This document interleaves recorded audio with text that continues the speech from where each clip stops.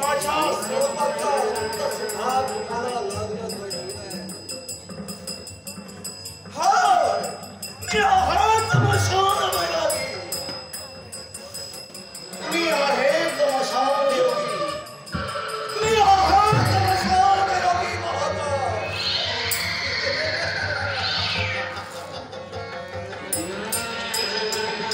पण हे मी का केलं तर दिलेल्या शब्दाच्या सत्यतेसाठी. शिवमुनी ही अभंग आणि अभंग राहिली पाहिजे याच्यासाठी.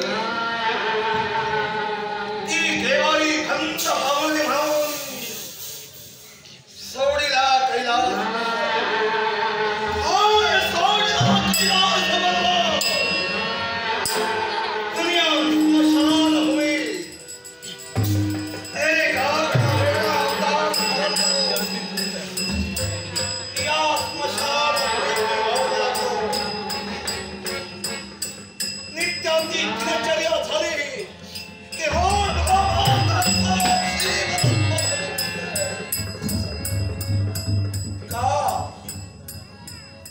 का सावताय. एकच यक्ष भ्रष्ट माझ्या डोळ्यासमोर उभा राहतो. मायातीत झालो का झालो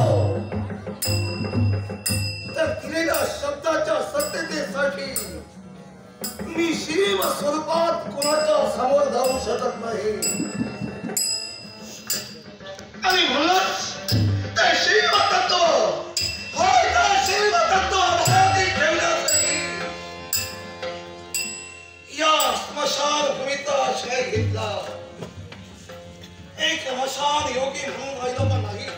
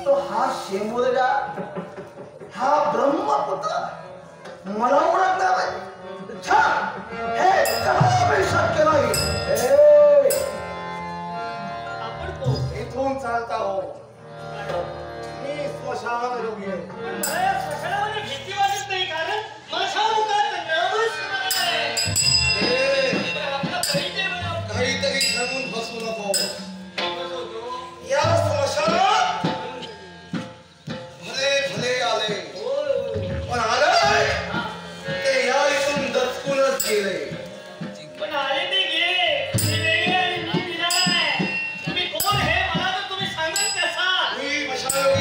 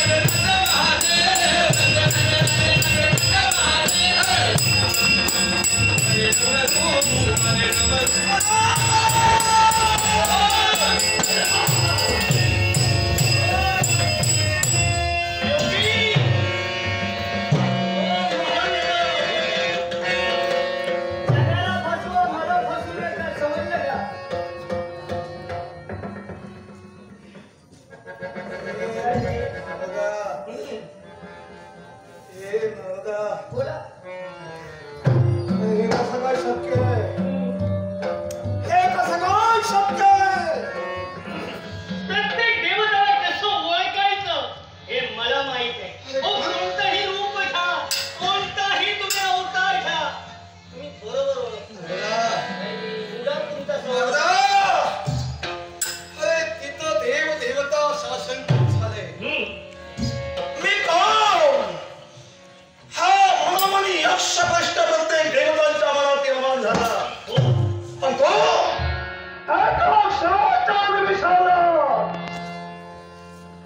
या देवाला ओळखलंस तू. पण मला नुसतं ओळखलं नाही तर माझ्या हृदयात त्याचं स्थान आहे. मग त्या देवाला मी ओळखू शकत नाही. मी तुला पूर्णतः जाणतोय. पण हे का?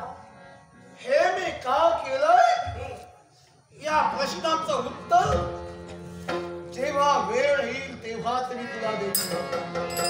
पण तत्पूर्वी माझी तुला आगाऊ सूचना आहे. पण तुम्ही योगी म्हणता, पण हे भिल्लासारखं सर्व काही याला कारण आहे. अरे मी स्मशान वैरागी आहे.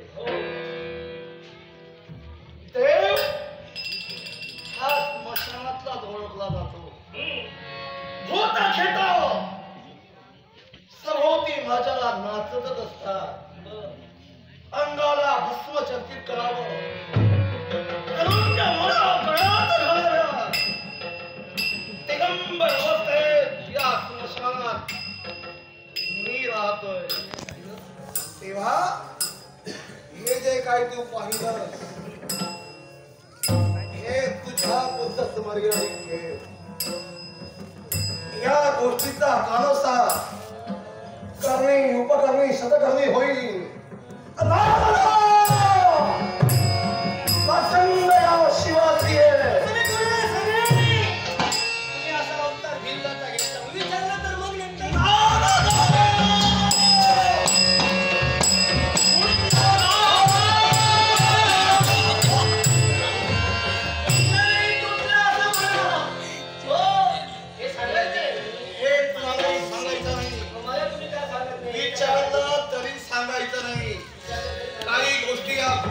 ठेवायच्या असतात. त्याचा उलगडा केव्हाही करायचा नसतो. वेळा प्रसंग आला तरी सुद्धा नाही. कारण प्रत्येक गोष्टीला भेदा मर्यादा आणि कक्ष आहे. त्या कक्षाचा उल्लंघन करायला कसाही करता येणार नाही. ही मर्यादा सांभाळतो. इथून बोंब मारायला सुरुवात बोंब मार्या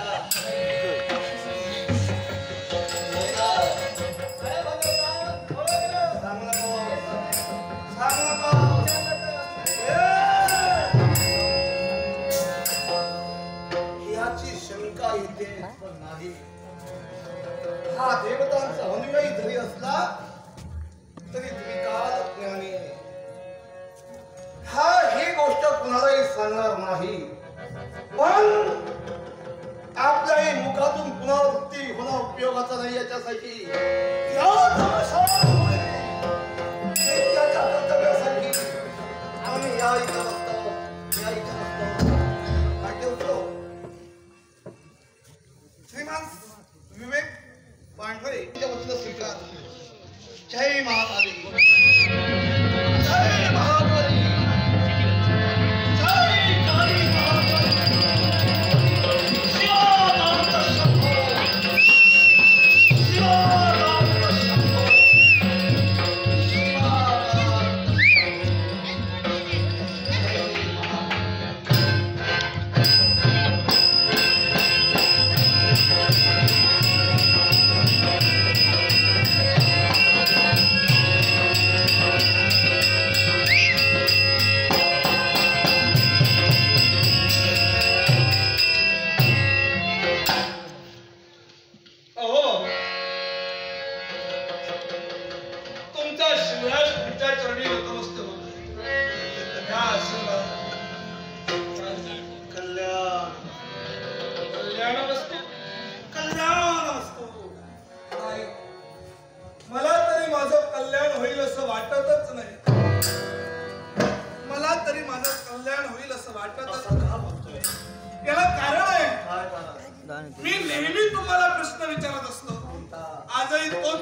तुम्हाला विचारतो, बाळ, मला सांगा बोल.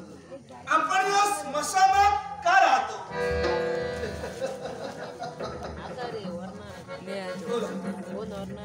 बाळ, नित्य नियमानं तू माझ्यापाशी धाव घेतो. प्रत्येक दिवशी हाच प्रश्न माझ्या समोर ठेवितो, पण तुम्ही उत्तर देत नाही. याला सुद्धा का? आज मला उत्तर हवंय. आणि आजही उत्तर माझं तेच आहे.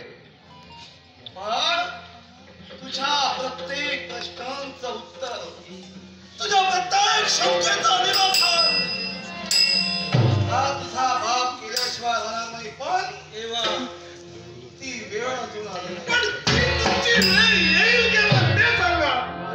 नेहमी हेच तुमचं उत्तर असतं. सांगा ती वेळ कधी येणार आहे? हे नियती ठरवू शकते. नियती? या विश्वात नियतीचा नियम कोणाचा कायदा कुणालाही चुकला नाही, कुणीही तो भोगला नाही. नियतीच्या नियमानुसार प्रत्येक विधी घटना घडत जाते. त्यातच तुझ्याही प्रश्नाचं उत्तर देण्यासाठी असा शुभ दिवस तुझ्या जीवनात उगवेल. तोच तुझ्या जीवनातील अविस्मरणीय दिवस असेल.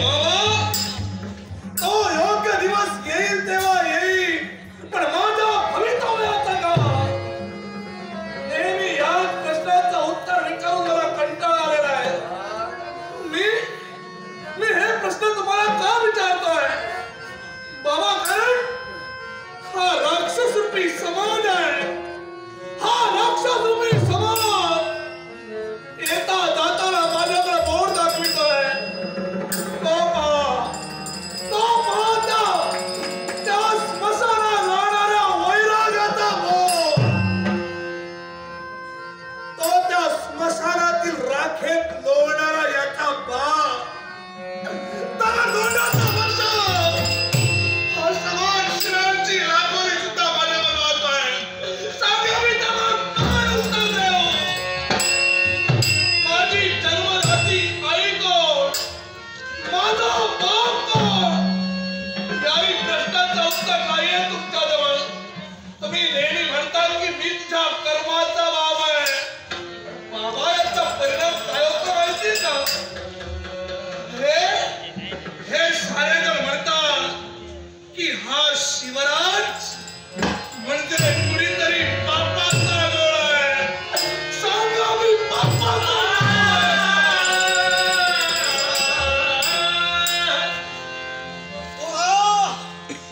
अरे टाकीचे घाव सहन केल्याशिवाय देव पण येत नसतं. नकोय मला देव. बोलू नये. या समाजरूपी भयान राक्षसाला बोलू नये. कळले तुझी हेटावणी, कळले तुझे निंदान असते. देव दे तुला दुष्टना नाना प्रकारची, पण या बापाच्या मुखातून निघणारा शब्द लक्षात ठेव. ज्या दिवशी तुझ्या सर्व प्रश्नांची उत्तरं तुला मिळतील, त्या दिवशी हा सारा समाज तुझ्या पायावर लोटांगण घालत असेल. ठीक आहे. हे बापाच्या मुखातून निघणारे शब्द आहे. बाबा, क्षमा करा मला. मी तुमच्यावर अविश्वास दाखवत नाहीये, पण सुख दुःख म्हणजे का हेच तुमच्याच मुखातील शब्द मला आठवत आहे. आज या स्मशानात राहून सुद्धा 6 शास्त्रात तुम्ही मला निपुण केला. अनेक विद्या तुला मी शस्त्र विद्या तुम्ही मला शिकवली.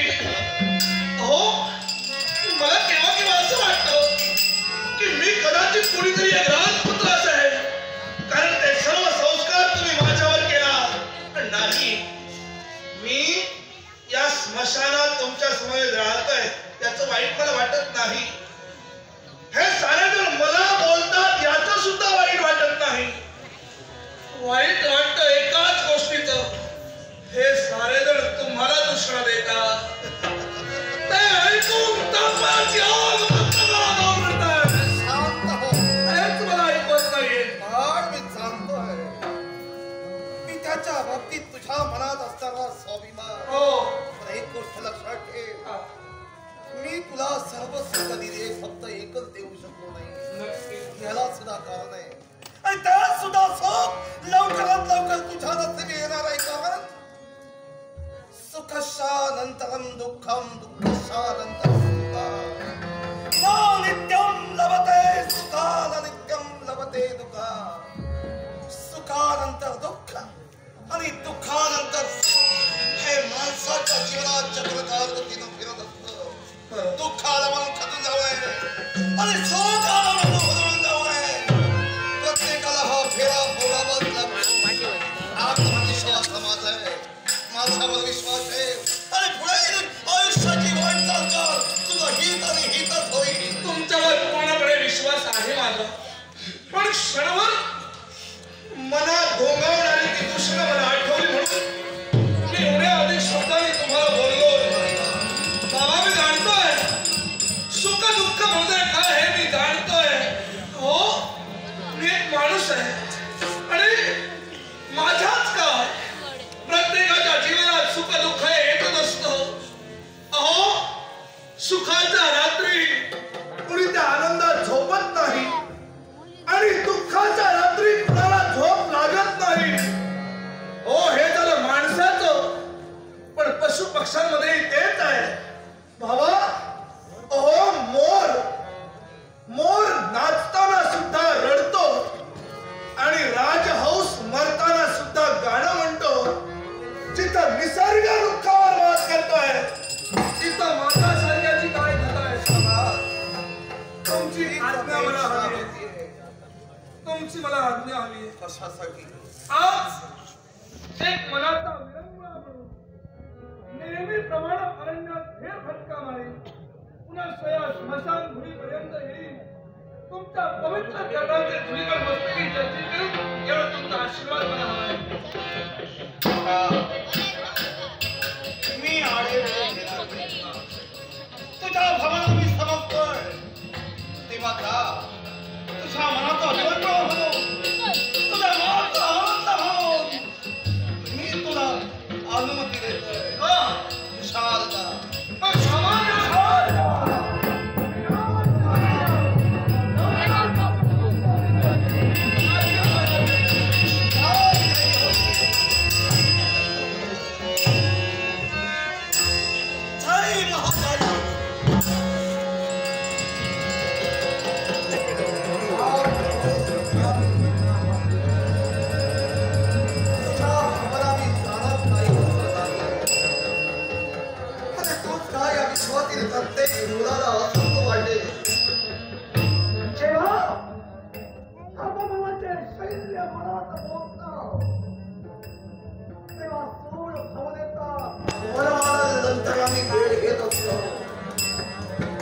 परिस्थिती तुझी झाली आहे. पण ते तुला आता करत की होय तुझ्या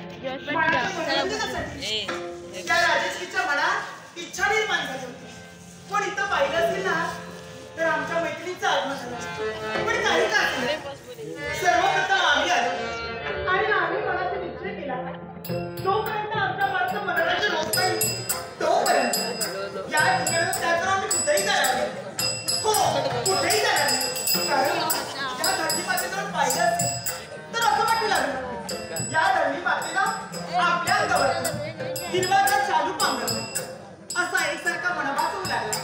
एवढंच कशाला, अगदी दूरवर पाहिलं असेल तर ते उंच कडे कपारी, लग्नाला गवत निघालेली मोठी मोठी वृक्ष आणि याच मोठ्या वृक्षांना आली त्यांच्या बरोबरीने वाढलेल्या लतावी आणि हो बाई या लतात बसून अगदी आपल्या ताटात किलबिलाट करत ते सारे पक्षी आणि ही चित्र पाहिलं आणि मी तर बाई मनाने या ठिकाणी त्यातून आपण कुठेही जायचं, हो कुठेही जायचं. कारण हा थंडगार वारा आणि या थंडगार वाऱ्यामुळे काय होतंय, अंगावरती एकसारखी शारीरिक पण होते आणि त्याचबरोबर अगदी लहान फुलांचा सुगंध, या लहान फुलांचा सुगंध अगदी चौबाजूला दरवळतोय आणि मन आमचं होऊन टाकते. पण त्याचबरोबर त्या वृक्षावर बसणारी ती कोकिळा, तिच्या सुमधुर आवाजाने तिने सारा परिसर कसा आपलासा करून घेतला.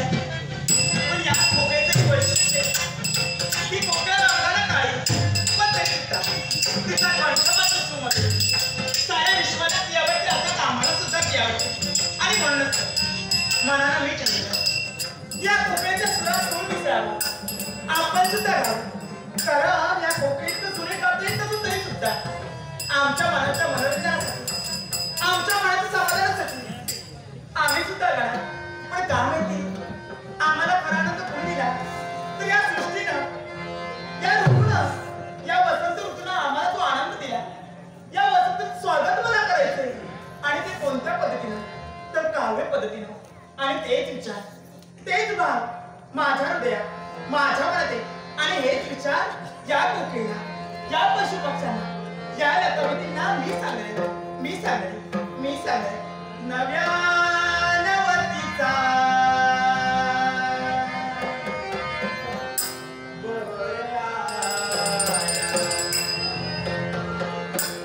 नव्या नवतीचा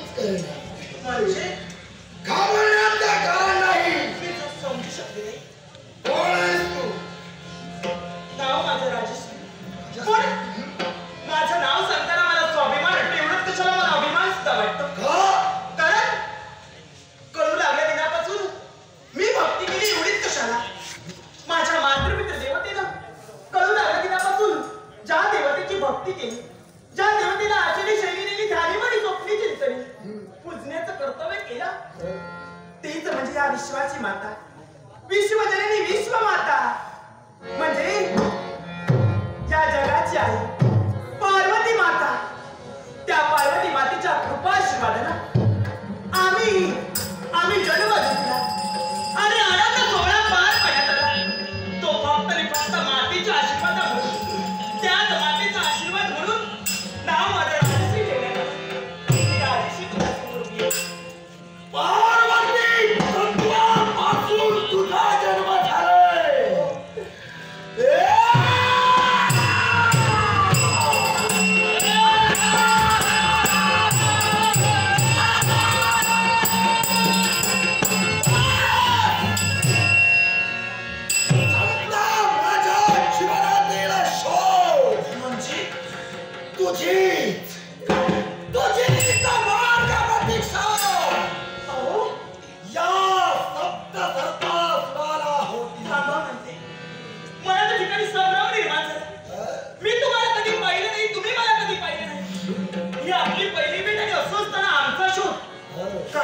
कशासाठी कळू शकेल का मला? माझ्या नशिबाचं द्वार उघडणारी, माझ्या स्वप्नाला गतिशील चालना देणारी व्यक्ती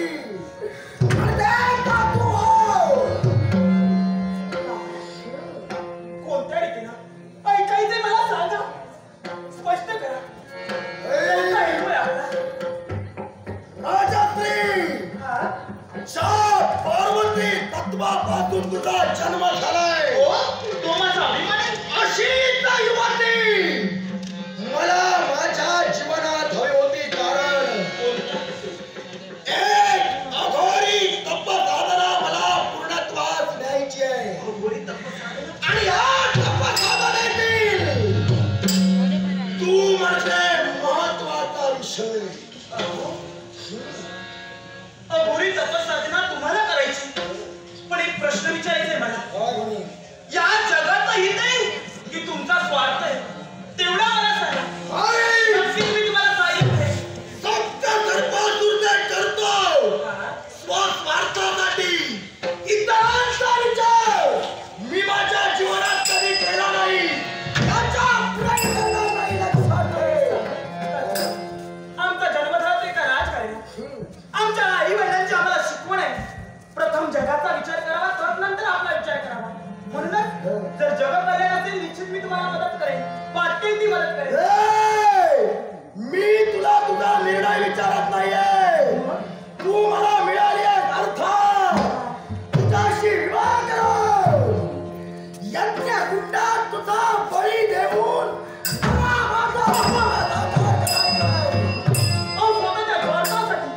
माझं जीवन वाटीमोल तुम्हाला करायचंय. पण एक लक्षात ठेवा, ज्या स्वातंत्र्याला तुम्ही बोलताय ना, तो स्वातंत्र्य अधिकार मला सुद्धा आहे.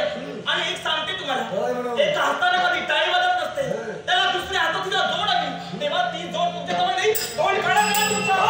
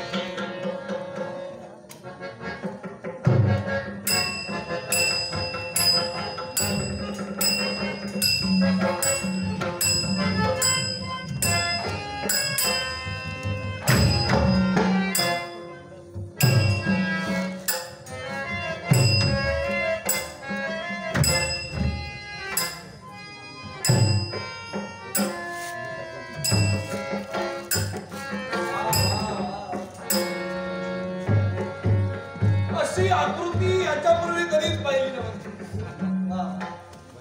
पण देह जेवढा सुंदर आहे, कार्य तेवढंच क्रूर कशासाठी. क्षणिक सुखाच्या अनिवार्य लालसेनं हे तुझं राक्षसी जीवन ओत प्रोत भरलं गेलंय. धर्म राखाळून अधर्माला प्रोत्साहित तू करतोय. नीतीला पायदळी तोडून अनितीची कास तू धरतोयस. एका जनावरालाही लाजवाल असं नीच कृत्य करणारा कोण रे तू नतद्रष्ट. सप्त सर्पासुर शिवाच्या देहाला सौम्या. सप्त सर्पासुर पण ज्ञानाचा उपदेश मला करणारी व्यक्ती कोण? नाव माझं शिवरा. मला सांग, काय असा अपराध या स्त्रीनं केलाय म्हणून त्याचं शासन तुला देतोय. ही स्त्री, ही नवतरुणी माझ्या मनात भरली आहे. ही स्त्री म्हणजे माझं उद्दिष्ट आहे आणि हेच उद्दिष्ट साकार करण्यासाठी सप्त सर्पासुराचे प्रयत्न चालू आहे. हे सप्त सर्पासुर स्वतःची प्रतिष्ठा वाढविण्यासाठी दुसऱ्याची कुचेष्टा कधी करू नये. स्वतः मोठं नक्कीच व्हावं, पण दुसऱ्याचा कमीपणा कधी करू नये. ही माझ्या बाबांची शिकवण मला आहे. आता तीच शिकवण मी तुला देतोय. जमलं पटलं तर आचरण रान, नपेक्षा मरून मोकळा होशील. मला मारणं ही गोष्ट विसर, पण माझ्या कर्तव्यात करता तुला नसली. तुझा मृत्यूंजय लक्षात ठेव. हे सप्त सर्पासुर, अरे या विश्वात प्रत्येक जीव जन्माला येतो आणि तो ज्यावेळी जन्माला येतो ना, त्यावेळी त्याला नाव नसतं, पण त्याला श्वास असतो. आणि तो ज्यावेळी मृत्युमुखी पडतो त्यावेळी फक्त त्याचं नाव असतं, पण श्वास नसतो. नाव आणि श्वास या दोहोंमधील अंतर म्हणजे प्रत्येकाचं आयुष्य आहे. या आयुष्यात आपलं नाव सुकीर्तीनं कमवावं की अपकीर्तीनं गमवावं हे ज्याच्या त्याच्या हाती आहे. आणि म्हणूनच अनितीचा मार्ग ठरव. नीती आचरण. हे भाव, तू सांगावं आणि मी वर्तन ठेवावं हे कदापि शक्य नव्हे. मग या अरण्यात येऊन त्यांना अशा प्रकारे या स्त्रीवर अत्याचार तू करशील. तर हातचा मार्ग मला उचलून बरोबर आहे.